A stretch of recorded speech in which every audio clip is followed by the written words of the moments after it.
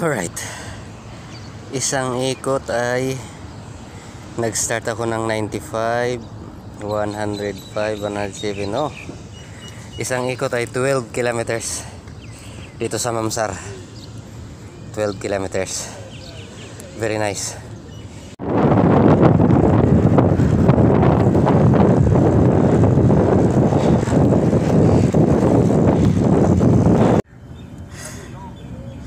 $169. Nag-umpisa ako sa 95 kilometer. Naka 74 kilometer pa lang ako. Time 8:25.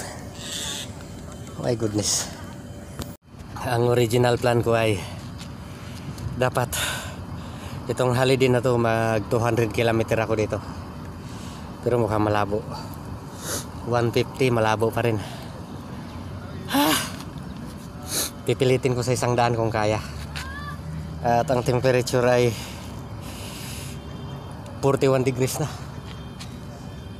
Di ko alam kung kakayanin ko hanggang 100 kilometer.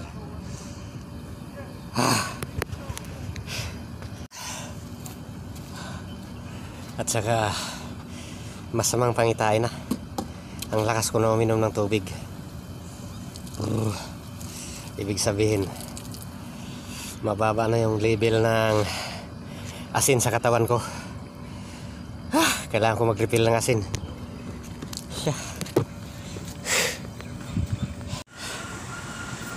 Magpo 43 degrees na, 42.8, 185. Okay, asin. Ilagay ko ito sa tubig. Dapat mag 150 ako kilometer, pero di ko kaya. Init. Kaya pagkatapos ito, uwi na ako. Merienda lang.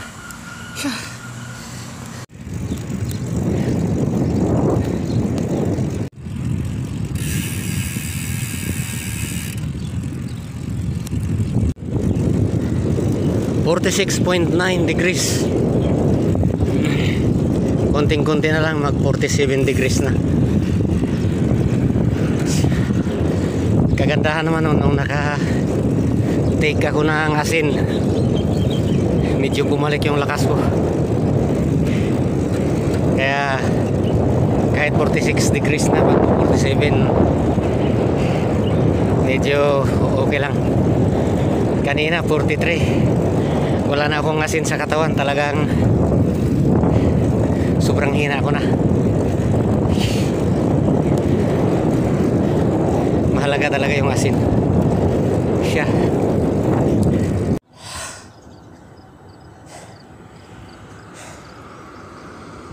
Yeah. 46 degrees.